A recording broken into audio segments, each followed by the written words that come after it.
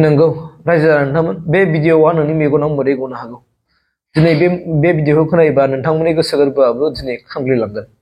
मानोना ओरैबायदि मोनसे दुखु गोनां बाथ्रा दिनै जेलनिफ्राय रन्जन दैमारि सारा मा बुंखो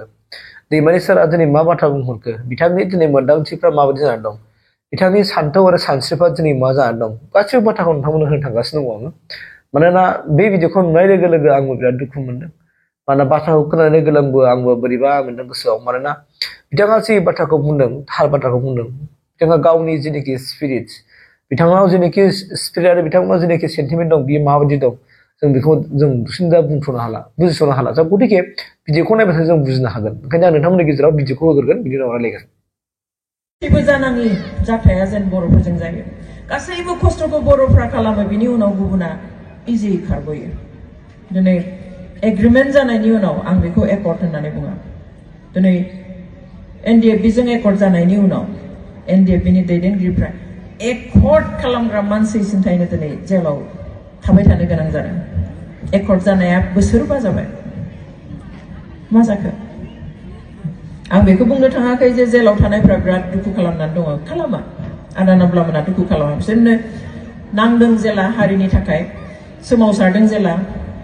सोरबा जेल जानांगोन सोरबा जिउ होनांगोन जों मिन्थिखानानै थांनाय बेवहाय जों दुखु खालामा दुखुआ बेयावसो जुदि बर' हारिया सिलिंखार जालाङो आं जेलाव थानाया गिदिर खोथा नङा आंखौ थैनायनि साजा होनाया गिदिर खोथा नङा आं सासे मानसि रावनिबो खहा जाया किन्तु दिनै बर' हारिया जुदि सिलिंखार जालाङो बर'नि जि मोननाय थाखानाय बेफोर जुदि सिख'जाफिनजोबो बर'नि मोन्थाया जुदि आरो गैया जाफिनो 60 बोसोर 70 बोसोरनि आगोलनि बादि जुदि आरो गादबफिनजायो सोबख'जाफिनो बेखौ हले जों सैज' खालामनाया बेनि थाखायसो जोंनि गाबनाया बेखौ बुङो जोंनि साजानि थाखाय जों गाबाना बेथ' संसारनि नियमखा होननानैसो बुंबावो जे सोरबाया आन्दलन खालामोब्ला बे आन्दलन खालामग्रा मानसियानो मोनजाथारो बे नङा बेनो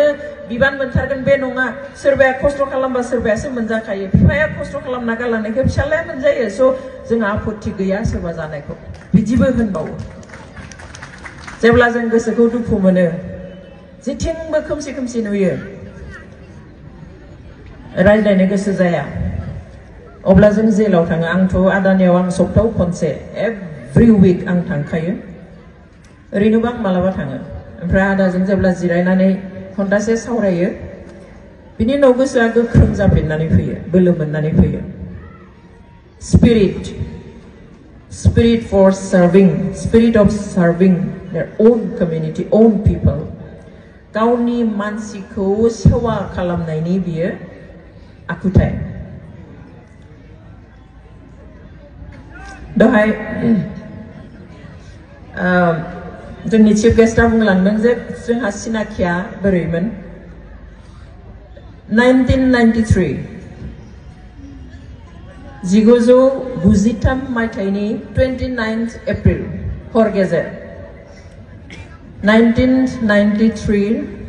29 एप्रिल हर गेजेराव नोंथांमोना गोबाङानो मिथिया जानो हागौ बिथाङा किडनेप स्टोरीनि खोथा बुंदों स' बे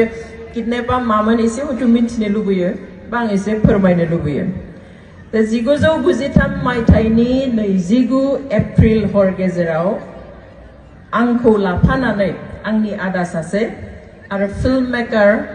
जन्स महलिया आरो बिथांनि फिसालाखौ आसाम पुलिसा हर गेजेराव किडनेप खालामनाय खावनानै लांनाय जोंखौ गावसोराबो सिभिल ड्रेसाव फैदों खुगा खाथे खाथे फैदों ओमफ्राय आंखौ आंनि न'निफ्राय दरजा जुर जुबुस्ति आं खेवाखैमोन हर गेजेराव सोर हौवा मानसि फैदों होननानै उनावहाय खाथिनि मानसि सासेखौ लाना फैनानै दरखौ खेवहोनानै आं बिनि माथो खोनानायखाय आं सिनाखि मानसिनि माथो खोनानायखाय आं खेवना होबाय एटलिस्ट माबा मोनसे जाब्लाथ' सोरबा साखि थागोन होननानैहाय थ' उनावहाय लोगो लोगो खुगा मेगन खाथेनानै गारि गंसे सोनानै लानानै थांबाय किडनेप अखानायनिफ्राय हुलस्थुल गुटेइ आसाम अब्ला बे समाव जन सिं टिकाथारादाया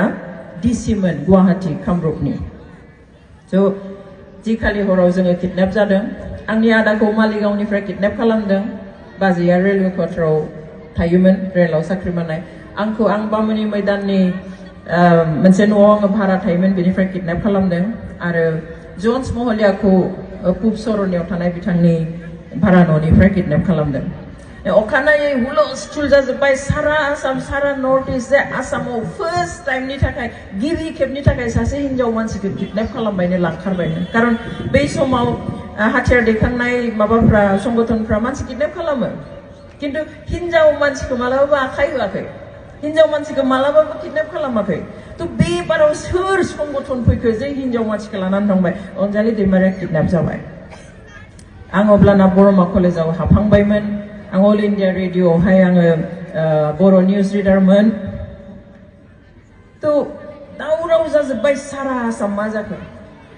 चिफ मिनिस्टार बै समाव हितेश्वर शइकिया बिथां दङमोन हितेश्वर शइकिया बिथाङाबो टिभिआव ओंखारलायना बे समाव खालि दूरदर्शनल' दंमोन 93 दूरदर्शनाव ओंखारलायनानै बुंबाय যিসকলে তেখেতসকলক অঞ্জলি দৈমাৰীকে আদি কৰি যি চাৰিজন ব্যক্তিক যিসকলে অপহৰণ কৰি নিছে बिना सर्टे मुक्ति দিব লাগে এনলাইনাनै সিএমआनो गावनो ओंखारलायनानै अपहरणकारिफोरखौ बुंबाय उनाव मा ओंखारखो हितेश्वर शइकियानि थोननायावनो आसाम पुलिसनि बै समनि डिजिपि असिम रायनि दैदेननायाव जोंखौ किडनेप खालामदों आसाम पुलिसा किडनेप खालामनाय अपहरण खालामनाय वर्ल्डआवनो बुहुमावनो हयतो बेनो प्रथम लाङो दैखांना लांनानै बुथारनानै गारहैयो पुलिसा जों मिन्थियो गावथारहैयो मायो किन्तु अपहरण खालामनानै नाटक खालामनाय जों सानसनोबो हाया बेनि उनाव मेगन खानानै लानानै थांना 10 दिन मेगन खाथाबनानै दोनदों आंखौ जानाय लोंनाय टयलेटाव थांनाय जेरावब्लाबो बेखौ खेवनानै होआ बिसोर हमै हमै लानानै थांना आंखौ बाथरुमाव सोनानै होयो आंखौ बिसनाव फज'नानै मेगना खाथेनाय आंनि थाफ्लियावहाय ओंखाम थुरसिखौ होयो होनानै आंनि आखाइखौ हमनानै एटु दाल एटु सबजि एटु भात खाव नों मेगन खाथेनानै जाबाय था आंखौ जि रुमाव दोनहैदोंमोन उनाव जों मिन्थिबाय फासि बाजाराव थानाय रिजार्भ पुलिसनि गेस्ट हाउसनि मोनसे रुमाव दोनदोंमोन आंजों सानै कनस्टेबल सोनानै दोनफायो बिसोर बेखौ बुंनो नागिरदोंमोन जे सोरबा उग्रपन्थीयासो जोंखौ किडनेप खालामदोंमोन ओमफ्राय पुलिसा जोंखौ बासायबाय किन्तु बे नाटकआ जाफुङाखसै बिसोरनि मोनसे फिसा गोरोन्थिनि थाखाय उनाव आसाम पुलिस इनभल्भ दंमोन बेयो एक्सप'ज जाजोबदों 10 दिननि उनाव